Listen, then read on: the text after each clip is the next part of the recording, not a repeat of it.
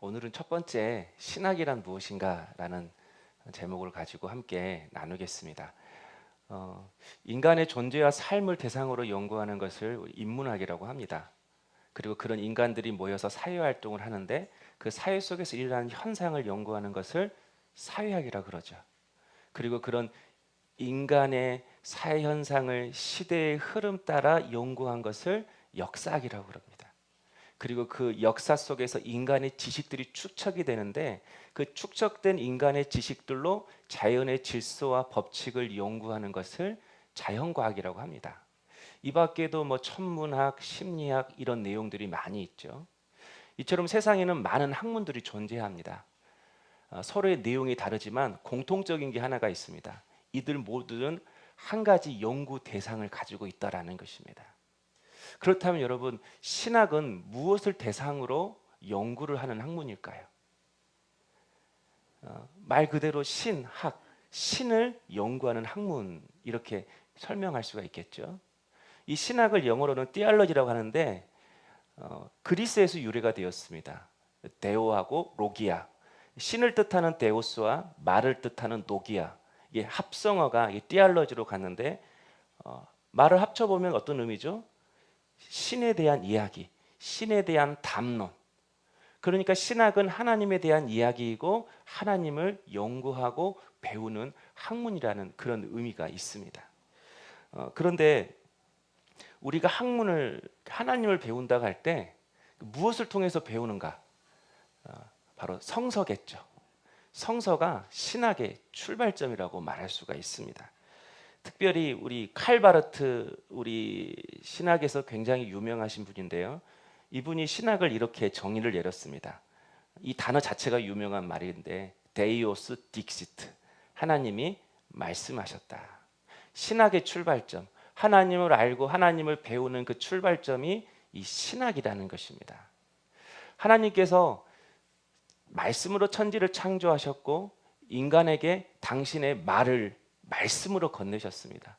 그래서 우리는 하나님을 어떻게 알고 배울 수가 있는가?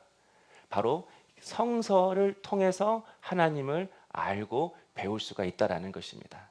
그래서 신학이라는 것은 인간에게 건네신 그 하나님의 말씀을 연구하고 그리고 그 말씀이 교회에서 올바르게 선포되게 함으로써 우리 모든 성도들이 온전한 신앙생활을 할 수 있도록 돕는 게 바로 이 신학이라는 것입니다. 그래서 하나님의 말씀이 신학의 출발점이라는 것이죠. 하나님은 말씀으로 세상을 창조하셨고 그리고 인간에게 말씀하실 때 말씀을 통하여 우리에게 말씀을 하시는 거예요. 기록된 성서를 통해서 우리에게 말씀을 하시는 것입니다. 그래서 어떻게 하나님을 알아가는가? 말씀을 통해서 하나님뿐만 아니라 그 말씀 속에서 하나님이 말씀하시는 그 일들을 통해 우리 인간이 무엇인지, 인간의 삶, 인간의 존재의 가치, 인간의 목적 또한 알 수가 있는 것입니다. 그래서 부모가 어렸을 때 세상을 알아가는 방법이 어떻게 되죠? 부모의 언어를 통해서 세상을 알아갑니다. 세상이 어떤 곳인지, 이 땅이 어떤 곳인지 부모가 가르쳐준 그 말, 그 단어를 통해서 이 세상을 알아가는 것처럼 우리가 어떻게 하나님을 알아가는가? 성경을 읽고 해석하면서 우리에게 생기는 신학적 언어들이 생깁니다. 삼위일체 하나님, 성령님, 그런 형성된 신학적 언어들을 통해서 하나님을 더 깊이 알아가게 되는 것이죠. 하나님뿐만 아니라 하나님과 세상과 인간을 다 알아갈 수가 있다라는 것입니다. 그래서 신학의 출발점은 하나님이고 신앙의 대상은 또한 하나님이지만 이 하나님을 통해서 비로소 이 세상과 우리 자신을 온전히 알아갈 수가 있다라는 것입니다. 그래서 이 중세시대 때는 신학의 정의를 이렇게 내렸어요. 하나님으로부터 배우고 하나님을 가르치고 하나님께로 인도한다. 하나님의 가르침을 따라 하나님을 배우고 하나님을 대상으로 사람들에게 가르치며 마침내는 하나님께로 이끌어가는 공부. 바로 이것이 중세시대 때 내렸던 신앙의 정의였습니다. 여러분, 신학이 하나님을 배우고 그리고 배웠던 하나님을 누군가에게 가르치고 가르쳤던 그 사람을 하나님께로 이끈다면 신학이라는 것은 우리의 삶과 동떨어진 학문이 아니라는 거죠. 우리가 신앙생활을 하면서 반드시 해야 할 학문임을 가르쳐주고 있습니다. 그런데 여러분, 막상 우리는 신학 그러면 신을 연구하는 학문이잖아요. 하나님에 대해서 우리가 연구하는 학문인데 하나님은 보이지가 않습니다. 그래서 하나님에 대해서 연구하기가 좀 어렵다고 생각을 해요. 그래서 신학이라는 것은 목회자, 선교사, 신학교수 이렇게 성서의 사역의 전문가들만 할 수 있는 것이 신학이라고 그렇게 이야기를 합니다. 그런데 여러분, 막상 우리 삶을 보면 우리는 다 신학을 하고 있습니다. 각자 나름대로 신학을 하고 있고 그 신학적 토대 위에서 신앙생활을 하고 있다라는 거예요. 예를 들면 우리가 여기 모여서 예배하는 이유가 뭐죠? 모여서 이렇게 예배 드리는 이유가 하나님 우리와 함께 하신다. 임마누엘이라는 신학적 지식이 있기 때문에 우리가 이렇게 모여서 예배를 드리는 것입니다. 우리가 죄를 짓고 구원을 받았지만 회개하는 이유가 뭐죠? 하나님은 죄를 싫어하시고 죄를 심판하시는 공의의 하나님이라는 신학적 지식이 있기 때문에 그렇고, 거룩하신 하나님이라는 지식이 우리 안에 있기 때문에 죄를 지을 때 그 죄에 대해서 우리가 회개하고 부담스러워하는 것이죠. 또 우리가 고통 가운데 있을 때 하나님 앞에 기도하는 이유가 무엇일까요? 내게 태산과 같은 고난이 있다 할지라도 그 고난을 통해 하나님은 무엇을 이루시는 분? 선을 이루시는 분, 선하신 하나님에 대한 신학적 지식이 있기 때문에 우리가 기도를 하는 거예요. 우리가 기도를 할 때에도 누구에게 기도를 하죠? 하나님을 아버지라고 부르며 기도를 합니다. 그리고 기도 중에 성령의 능력을 달라고 기도합니다. 그리고 마칠 때는 누구 이름으로 기도하죠? 예수 이름으로 기도를 합니다. 기도하는 가운데 하나님, 성령님, 예수님, 우리가 이 세 분을 다 부르면서 기도를 해요. 이유가 뭐죠? 삼위일체 하나님에 대한 신학적 지식이 우리 안에 있기 때문에 그렇습니다. 그래서 우리는 다 지금 가르쳐주지 않았지만 신학을 하고 있는 거예요. 그 신학적 토대 위에서 지금 우리는 신앙생활을 하고 있는 것이죠. 건물로 따지면 마치 뼈대와 같은 것입니다. 그 뼈대 위에 우리의 신앙을 하나씩 하나씩 채우면서 신앙생활을 하는 것이죠. 이처럼 우리는 여러분 다양한 경로를 통해서 다양한 정보를 습득하고 그 정보를 종합해서 자신만의 신학을 형성합니다. 오늘 저한테 말씀 듣겠죠? 여러분 좀 관심 있는 분들은 또 유튜브에서 또 다른 목사님 설교도 듣겠죠? 좀 더 하나님에 대해 알고 싶은 분들은 기독교 서적을 통해서도 하나님에 대해서 알아가겠죠? 그리고 나보다도 신앙의 영륜이 있는 사람을 통해서 또 하나님에 대해서 또 알아가고 배우겠죠? 이렇게 우리는 한 통로가 아니라 여러 가지 통로를 통해서 하나님에 대한 정보를 습득합니다. 그리고 그것을 종합해서 내 안에 무엇을 만들어요? 신학이라는 걸 만든 거예요. 그러니까 여러분이 신학을 지금 하고 있다라는 거예요. 그리고 그 신학 위에 여러분이 자신만의 신학을 형성해서 신앙생활을 하는 것이죠. 그런데 여러분, 이런 우리의 신앙생활, 그래서 우리의 신학을 통해서 알아간 그 하나님이 오해한 하나님일 경우가 많이 있다라는 거예요. 성서에서 계시된 하나님이 아니라 자기 목적에서 비롯된 하나님, 자기 경험에서 비롯된 하나님, 자기 이해에서 비롯된 하나님, 이렇게 하나님을 내가 알고 믿는다고 하지만 성서에서 계시된 하나님이 아니라 자기 목적, 경험, 그리고 자기 체험, 자기 이해에서 비롯된 하나님이 알아갈 경우가 많이 있다라는 것입니다. 그래서 여러분, 여러 가지 경로를 통해서 하나님에 대한 정보를 우리가 얻게 되죠. 그리고 이 정보가 나의 경험과 나의 지식과 나의 환경과 합쳐지는 거예요. 이 하나님에 대한 지식을 내가 가지고 있는 경험과 지식과 환경으로 해석을 하는 것이죠. 그래서 뭐가 만들어지는 거예요? 나쁜 신학이 만들어질 가능성이 많이 있다라는 거예요. 성서에서 계시된 하나님이 아니라 오해하고 있는 하나님. 내가 하나님을 오해하고 있는 그 이유는 다 나쁜 신학에서 출발한다라는 것입니다.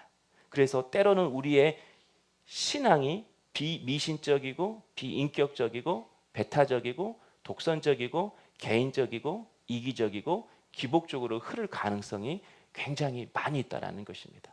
예를 들면 하나님을 생각하면 두렵다. 맞는 말이지만 하나님을 생각할 때마다 두렵다라고 하는 것은 하나님을 오해한 거죠.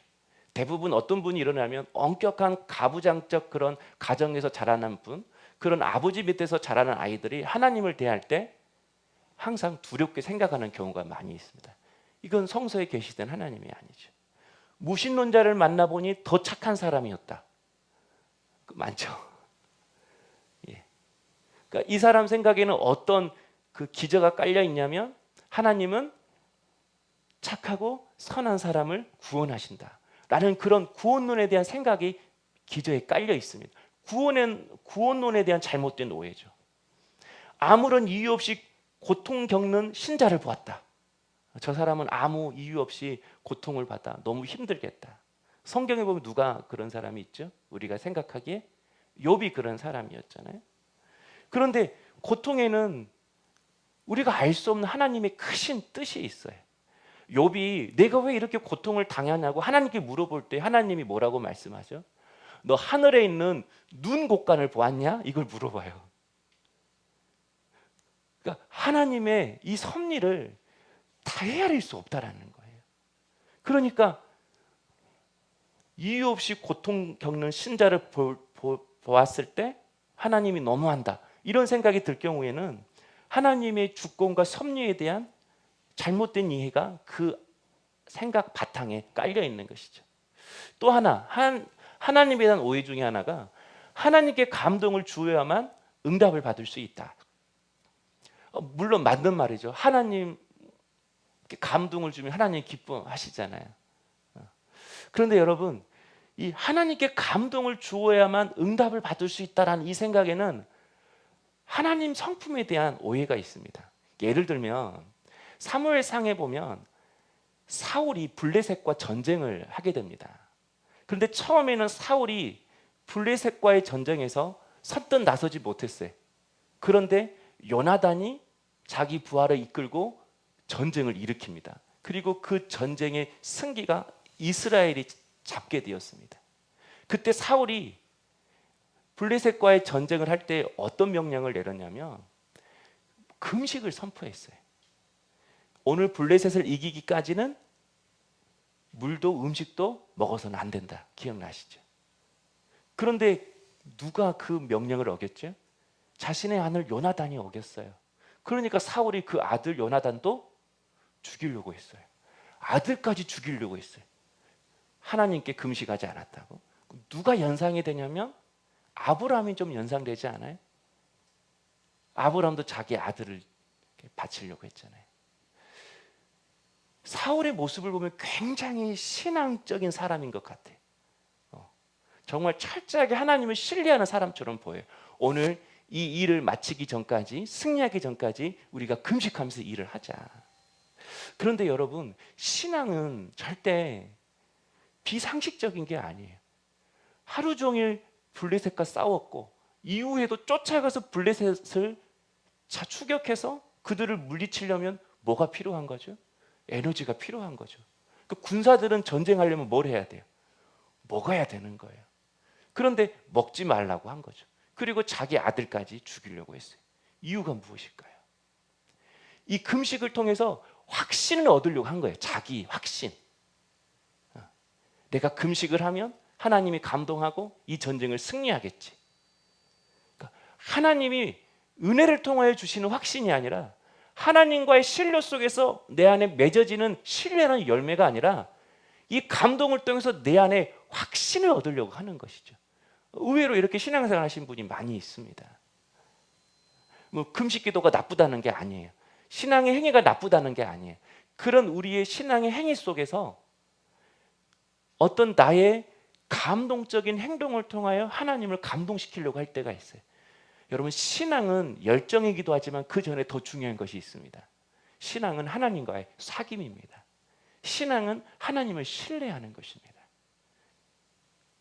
바로 하나님과의 사귐과 신뢰 속에서 우리 안에 뭐가 싹트요?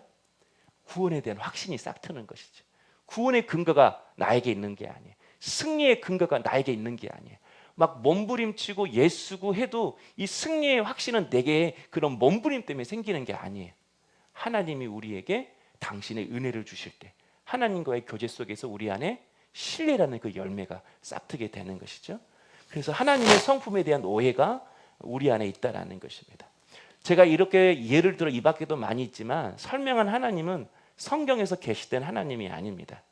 오해된 하나님이에요. 여러분, 오해된 하나님은 하나님을 더 사랑할 수도, 더 경외할 수도, 하나님께 더 순종할 수도 없게 만듭니다. 하나님을 온전히 알아갈 때 우리는 더 순종할 수 있고 더 신뢰할 수 있고 그분을 더 사랑할 수 있다라는 것입니다. 그래서 여러분, 우리에게 하나님의 은혜가 있지만 자꾸 내 신앙의 발목을 붙잡고 있는 것들이 있습니다. 반복해서 죄를 짓는다든지, 그리고 늘 반복적인 신앙생활, 어떤 내 신앙이 좀 더 깊어지지 아니하고 항상 제자리에 맴도는 것 같은 그런 신앙, 그리고 신앙생활을 하는데 기쁨이 없을 경우가 많이 있어요. 이렇게 우리의 신앙의 발목을 사로잡는 것이 있습니다. 대부분 이럴 경우는 내 안에 오해된 하나님이 있기 때문에 그렇다라는 거예요. 이 오해된 하나님은 어디서 나온다고요? 다양한 경로로 통해 들어온 그 하나님에 대한 정보가 나의 지식과 경험과 나의 이해의 수준과 합쳐져서 나쁜 신학이 만들어지게 된다라는 것이죠. 그래서 여러분, 신학은 교수나 목사나 선교사에게만 필요한 것이 아닙니다. 어떻게 보면 가장 필요한 사람이 누구인가? 바로 이 땅을 살아가는, 매일매일 하루하루를 살아가는 우리에게 필요한 것이 바로 이 신학이라는 것입니다. 그래서 왜 우리가 신학을 해야 되는가? 신학을 통해서 잘못된 신앙을 교정하고 극복해야 합니다. 조금 전에 말했던 것처럼 잘못된 신앙은 언제나 나쁜 신학에서 찾아옵니다. 그래서 신학을 통해서, 하나님을 알아감을 통해서 나의 잘못된 신학을 분별하고 찾아내는 것이죠. 그래서 이 신학이라는 것은 모든 성도에게 필요한 학문이고, 단지 교회나 신학교에서만 이루어져야 할 활동이 아니라 우리의 삶 속에서 이루어져야 할 활동이라는 거예요. 다시 말해서 바른 신학에서 바른 신앙이 나오고, 바른 신앙에서 바른 삶이 나오게 된다라는 거예요. 근데 우리는 대부분 이것이 무의식적으로 자리 잡혀 있을 때가 많이 있습니다. 그래서 내 신앙이 잘못된 것인지 좋은 것인지 알지를 못하는 거예요. 그러니까 신학, 바로 하나님을 향하여 내가 계속 질문함으로써 내가 지금 올바른 길을 걸어가고 있는지 점검하는 것이죠. 그 남극이나 북극 보면 이렇게 눈밖에 없다고 하잖아요.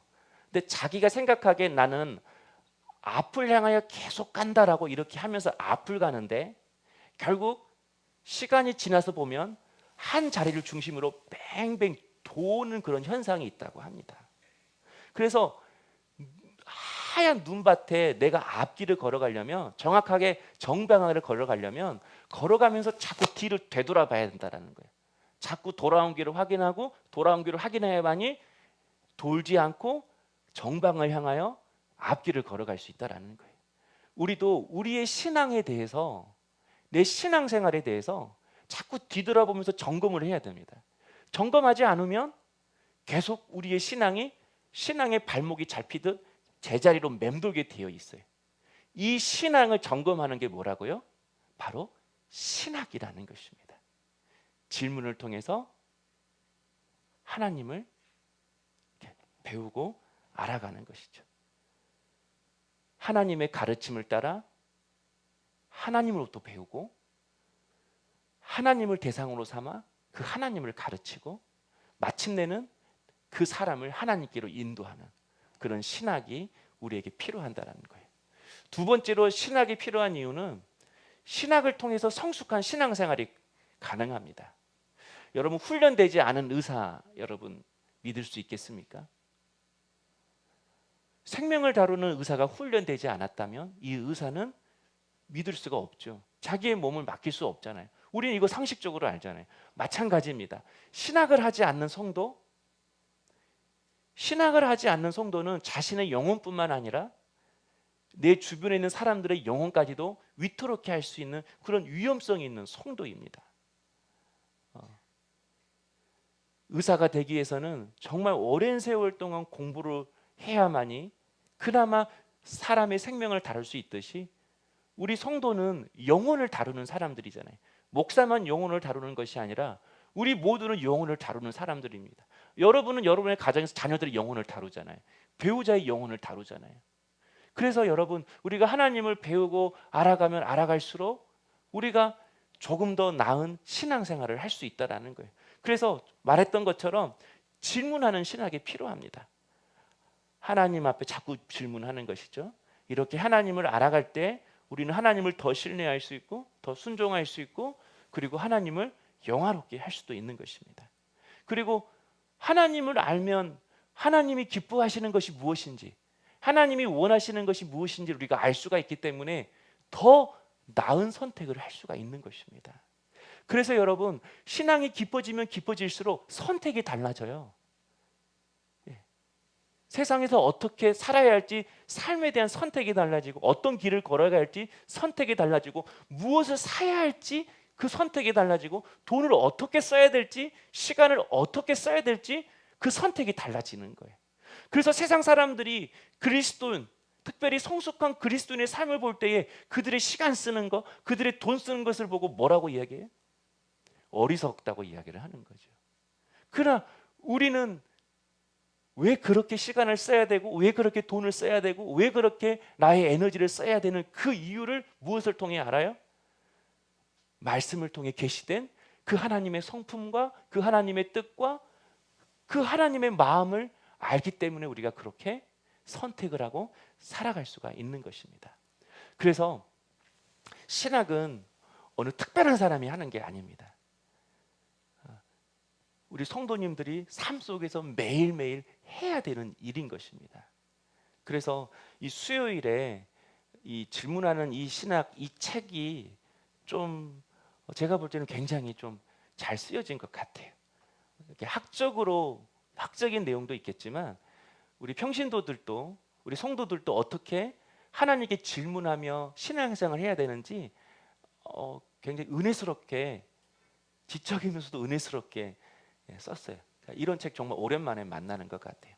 굉장히 좀 강의가 많은데 이거 좀 끝날 때까지 이 책을 가지고 계속해서 몇 주간 한번 우리의 질문을 통해서 우리의 신학을 정곡하고 그리고 그 신학을 통해서 우리의 신앙을 다시 한번 세워갈 수 있는 우리 성도님 될 수 있기를 원합니다. 그렇다면 여러분, 우리가 신학을 하다 보면 신학이 하나님에 대한 이야기라고 해서 그 하나님에 대한 이야기 하나로 끝나는 게 아니에요. 하나님은 어떤 분이다. 하나님은 우주보다 더 크시잖아요. 광대하시잖아요. 그래서 막상 하나님에 대해서 공부하다 보면 여러 가지 주제들이 나옵니다. 쉽게 말하면 신학이라는 그 학문 밑에 세부 전공들이 있다라는 거예요. 크게 네 가지로 좀 나눌 수 있습니다. 성서신학, 역사신학, 조직신학, 실천신학. 물론 이 밖에도 변증신학, 철학적 신학 이런 게 많이 있는데 우리가 아는 것은 네 가지면 좀 필요하다고 생각해. 우리가 신학을 할 때 여러분 이것을 좀 염두에 두고 책도 사보고 그리고 하나님도 이해하다 보면 좀 더 여러분의 체계가 좀 잡힐 거라고 생각을 해요. 먼저 신학에는 성서신학이 있습니다. 쉽게 말하면 성경을 연구하는 학문인 거죠. 그래서 이 성서신학에는 구약신학과 신약신학으로 나누어져요. 어떤 것을 연구하는가? 성서의 본문, 이 내용을 해석하는 거죠. 그리고 성서의 저자, 이 저자가 누구인가? 그리고 이 성서가 쓰여질 당시에 역사, 문화, 언어를 연구해요. 창세기는 하나님이 천지를 창조하셨을 그 당시 쓰여진 게 아니죠. 예. 이집트에서 출애굽할 그 당시, 뭐 학자들마다 다르겠지만 뭐 어떤 사람들은 뒤로 쭉 가서 포로기 이후에 여러 가지 자료들이 수집되고 편집되고 증보되고 보완돼서 만들어졌다고 하지만, 그렇게 여러분 성경의 저자 그리고 이 책이 언제 만들어졌는지 그 내용을 연구하는 거예요. 그래서 성서의 역사, 문화, 언어를 연구하는 것이죠. 그런데 이것을 이렇게 연구하는 이유가 있습니다.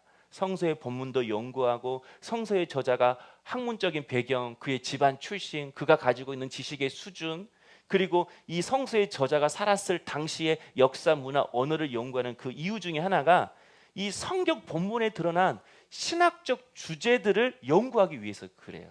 우리가 성경을 읽다 보면 그냥 한 장 한 장 통독식으로 읽을 때가 있습니다. 1장 읽고 1장 읽었다. 창세기 읽었다. 이게 처음에는 성경 통독을 이렇게 읽어야 되는 거죠. 그러나 두 번째 읽을 때도 그냥 통독을 하기 위해서 성경책을 읽으면 저는 의미가 없다고 생각을 해요. 두 번째는 주제를 가지고 읽는 거죠. 구약과 신학 속에 흐르는 주제란, 이걸 성서 신학을 통해서 우리가 아는 거예요. 여러분, 성경에는 일관되게 흐르는 그 줄기가 있습니다. 복음의 줄기라고 그러고, 그리고 신학적 주제의 흐름들이 일관성 있게 쭉쭉 흐르는데, 그게 사실 한 가지가 아니에요. 언약과 성취라는 개념으로 성경을 쭉 읽어갈 수가 있어요. 하나님이 약속하시고, 그리고 그 약속을 하나님이 이루어 가세요. 무엇에도 불구하고, 인간의 연약함에도 불구하고 하나님의 약속을, 당신의 열심을 이뤄가시는 그 하나님의 섭리와 총치에 대해서 우리가 보면서 성경을 쭉 읽는 것이죠. 그리고 성경을 또 읽을 때 하나님 나라를 우리가 읽을 수 있어요. 그러니까 옛날에는 신은 자기가 거하는 성전을 이렇게 짓게 된다는 거예요. 그래서 하나님께서 이 땅에 당신의 성전을 지었다고 하는 것이죠. 그것은 성경을 성전으로 쭉 읽는 거예요. 하나님 나라는 관점으로 성경을 쭉 읽고, 성전이라는 관점으로 성경을 쭉 읽고, 그리고 인간이 죄를 짓고 창세기 3장에 하나님이 메시아를 처음 예언을 해주시잖아요. 그래서 메시아 사상이라는 관점으로 성경을 쭉 읽고 나가는 것이죠. 그런데 이 여러 가지 주제들이 사실은 나름 다양하지만 이 서로 다른 주제가 그 안에서 통일성을 이루고 일관성을 이루어 가는 데 있어서 성경이 대단하다라고 말하는 그 이유가 여기에 있는 것입니다. 예를 들면 신명기 주제란 순종, 로마서의 주제는 이신칭의. 왜 우리가 힘으로 의로워질 수 없는지, 그렇다면 우리가 의롭게 되는 방법이 무엇인지, 그것은 믿음으로 의롭게 되어지는 것이고, 그리고 하나님을 믿음으로 의롭게 된 사람이 어떻게 살아가야 될지, 이게 로마서의 내용이거든요. 그것을 알고 로마서를 쭉 읽어가면 로마서가 눈에 들어오게 되는 것이죠. 그래서 성서의 신학은 이런 것을 공부한다는 것. 역사신학이에요. 이 역사신학은 교회가 성립되고 발전되어 온 그 과정을 연구하는 거예요. 왜죠? 왜 교회가 성립되고 발전되어 오는 그 역사를 연구하는 그 이유가 뭐죠? 교회가 발전해 오면서 생기는 게 있어요. 교리가 생기는 거예요. 교리가 생기는 거예요. 그리고 그 교리를 모아놓은 학문을 교의학이라고 그래요. 그러니까 좁은 의미에서 조직신학을 교의학이라고 이렇게 이야기를 해요. 그리고 역사신학은 교회사에 있어서 영향력을 끼친 사건들을 연구하는 거죠. 종교개혁 같은 경우죠. 종교개혁이 왜 우리에게 의미가 있는 것인지, 오직 성서, 오직 믿음, 오직 은혜, 이런 큰 종교개혁의 주제를 통해서 우리의 신학을 다시 한번 점검을 하는 것이죠. 그리고 그런 사건들이 생길 때마다 교회의 제도가 새로 생기고 교리들이 생겨나게 되는데, 그것들을 우리가 연구하게 되는 것이죠. 이런 연구들이 있었기 때문에 지금 우리가 그 축적된 지식 위에서 신앙생활을 지금 하고 있는 것입니다. 그리고 조직신학에 우리가 지금 이제 몇 주 동안 할 내용이 이 조직신학을 지금 하고 있는 거예요. 성서신학과 역사신학에서 나온 그 내용들을 체계화하고 조직화하는 거죠. 그래서 그 내용들을 조직화한 것이 교리이고, 그 교리를 모아놓은 것이 교의학이라고 했습니다. 뿐만 아니라 이 조직신학은 신학의 내용을 현대 상황에 맞게 해석을 해줘요. 구약에 나오는 그 문화와 지금의 우리 문화가 다릅니다. 예를 들면 여러분 창조를 어떻게 해석할 거예요? 창조. 뭐 젊은 지구론, 늙은 지구론 이런 게 있거든요. 하나님이 우리가 생각하는 지금 이 1시간, 24시간 이 개념으로 우주를 만들었다. 또 다른 경우는 우리에게는 1시간이지만 하나님에게는 1시간이지만 우리에게는 정말 알 수 없는 어마어마한 시간으로 이 지구가 만들어졌다. 아니면 지구는 진화되어졌다. 그리고 이제 진화론과 또 신학을 이렇게 신앙을 접목해서 하나님이 최초의 물질을 만드셨고 나머지는 진화의 방법을 통해서 진화하게 하셨다. 이런 우리가 알 수 없는, 그 당시 없었기 때문에 알 수 없는 그런 창조의 내용들을 조직신앙을 통해서 설명을 해주는 것이죠. 그리고 레위기의 제사법 다 끝났잖아요. 이 제사법이 왜 우리에게 어떤 의미로 다가와야 되는지 이미 끝난 것이지만, 그리고 또 하나 여호수아에서 보면 정복전쟁이 나오잖아요. 정복전쟁할 때 하나님이 뭐라고 말씀하셨죠? 모든 애기들까지도 싹 짐승들까지 하나도 남김없이 다 진멸하라고 했어요. 이것을 이제 용어로 헤렘이라 그러거든요. 그런 거 어떻게 해석할 거예요? 그래서 리차드 도킨스 같은 사람은 구약에 나타난 하나님은 폭력적인 하나님이다. 그렇게 이야기를 하는 거죠. 이것을 우리가 풀어야 되는 거죠. 왜 하나님이 그렇게 진멸하라고 했을까? 그것이 지금 어떤 의미인가? 이것을 해석하지 못하면 하나님께서 여호수아에서 모든 우상을 깨뜨리고 그런 모든 우상을 섬기는 사람들이 다 죽이라고 했어. 그렇게 생각을 하고 지금 현대 상황에 적응을 하면 어떻게 되는 거죠? 다 적인 거예요. 다른 종교를 믿는 사람은 다 마귀인 거예요. 사탄인 거예요. 그리고 성교를 가도 그 사람들이 다 대적이 되는 거거든요. 그러니까 이 구약에 나오는 그 내용들을 어떻게 현대에 맞게 해석을 하느냐에 따라서 우리의 신앙이 완전히 달라지게 된다라는 거예요. 그래서 이 조직신학은 신학과 세상의 학문, 신학과 세상 문화 사이에서 기독교를 변증하는 역할을 해요. 왜 성경이 이 시대도 진리인지, 왜 이 시대 속에서 교회라는 공동체가 필요한지 그것을 이야기해주고 신앙생활에 있어서 현대적인 방향을 제시해줘요. 교회는 한 가지만 고수해 온 게 아닙니다. 교회는 때로는 보수가 될 때도 있어야 되고 진보가 될 때도 있어야 하는 것입니다. 언제나 교회는 그 시대가 요구하는 그런 상황에 맞게끔 그런 신학과 신앙을 펼쳐나가야 되는 거예요. 제가 2002년 신학할 때만 해도 신학의 방향이 뭐였냐면 영성이었어요. 영성. 그래서 우리가 개신교이지만 캐톨릭 영성을 배운 교수님들이 신학교에 들어와서 가르치기 시작을 했어요. 그 이로 나서 환대의 복음으로 바뀌었어요.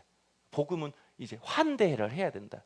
지금은 복음의 공공성, 복음이 교회가 공공의 역할을 해야 된다. 시민 사회에서 해야 할 성도의 역할, 교회 역할이 있다. 이렇게 지금 현대 사회에서 우리가 어떻게 신앙생활을 해야 되는지 그 방향을 제시해 주는 것이죠. 마지막 네 번째가 실천 신학입니다. 신앙은 언제나 우리의 삶과 밀접한 관련이 있습니다. 그래서 신학은 성도의 신앙생활을 돕는 역할을 해야 되는 거예요. 신학을 할 때에도 신학은 중립적이어야 된다. 이렇게 생각하는 사람도 있고 신학은 신앙에 헌신해야 된다. 이렇게 생각하는 사람도 있어요. 왜냐하면 신학의 목적이 그리스도인으로 하여금 하나님을 잘 알아가고 온전한 그리스도인이 될 수 있도록 동문 학문해야 한다는 그런 생각이 가지고 있는 것이죠. 저도 그렇게 생각해요. 신학은 신앙에 헌신해야 한다고 생각을 합니다. 그래서 성서신학, 역사신학, 조직신학을 통해서 체계화된 그 신학적 지식들을 현실의 삶과 접목하는 것이 실천신학이라고 그래요. 그래서 어떻게 예배할 것인가? 예배학. 여기서 우리가 어떻게 예배 드릴 것인지가 나오는 거거든요. 어떻게 선교할 것인가? 선교학. 어떻게 교육할 것인가? 기독교 교육학. 어떻게 살 것인가? 기독교 윤리학. 이 밖에도 영성학, 상담학, 설교학. 이렇게 실천신학을 통해서 우리의 삶과 밀접한 관련을 통해서 보다 나은 성도의 삶을 살게 하는 것이죠. 그래서 성서 신학이 뿌리라면 역사 신학이 몸통이고 조직 신학이 가지이고 실천 신학이 이게 열매라고 할 수 있습니다. 이렇게 해야 뭐라고요? 한 나무가 되는 것이죠. 그러니까 성서 신학만 중요한 게 아니죠. 역사 신학만 중요한 게 아니죠. 그러니까 여러분, 신학은 누가 하는가? 서로 다른 분야가 있기 때문에 서로의 다름을 인정할 수 있는 사람이 함께 신앙생활을 할 수 있어요. 그러니까 신앙생활은 서로의 다름을 기쁘게 인정하는 사람들이 함께 모여서 하는 공동 작업이라고 그렇게 말할 수 있다고 생각을 해요.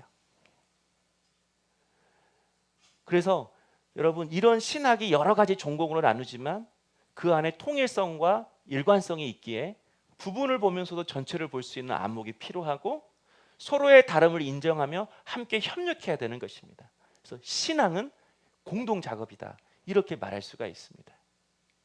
여러분, 미지의 여행을 하기 위해서는 반드시 지도가 필요합니다. 왜 지도가 필요하냐면 그 지도는 수백 수천 명 사람들이 자신의 경험을 토대로 만들어진 사실이기 때문에 그 지도가 필요한 것이죠. 마찬가지로 하나님을 알아가기 위해서는 신학이라는 지도가 반드시 필요합니다. 그러나 제일 중요한 게 있어요, 여러분. 지도와 지도의 대상을 혼동해서는 안 된다는 거예요. 그러니까 대한민국 지도를 통해서 대한민국을 알 수 있지만 대한민국은 아니라는 거예요. 이렇게 대한민국 지도잖아요. 근데 여기는 어딜까요? 네. 제가 좋아하는 곳, 자주 가는 곳입니다. 고창 보리밭이 있어요. 여기는 지리산 가는 길, 벚꽃길이에요. 이 대한민국 지도이지만 이 지도 속에서 고창 보리밭에서 나는 보리 그 향기를 맡을 수 있나요? 이 지도를 통해서 길은 알 수 있지만 이 벚꽃의 화사함과 아름다움을 알 수가 있나요? 다 알 수는 못하죠.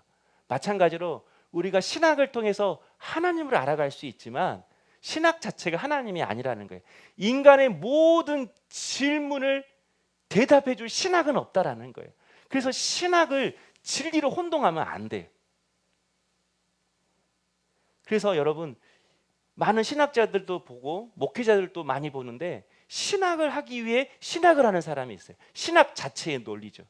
하나님에 대한 지식이 있는데 그 지식이 자신의 삶이 되지 못해. 그 안에서 하나님의 향기가 나타나지 않아요. 그 안에서 하나님의 성품을 발견할 수가 없어요. 대한민국을 온전히 알기 위해서는 지도를 봄과 동시에 구석구석 산과 들과 바다로 가면서 산에서 느끼는 그 공기와 바다에서 느끼는 그 시원함과 들의 그 아름다움을 다 느껴야 하는 것처럼 신학을 통해서 우리가 하나님을 배워갈 수 있지만 그 하나님을 우리가 다 온전히 알아갈 수가 없다라는 거예요. 그래서 항상 신학을 할 때에는 겸손한 마음으로 하나님께 질문하면서 신앙생활을 해야 한다라는 것입니다.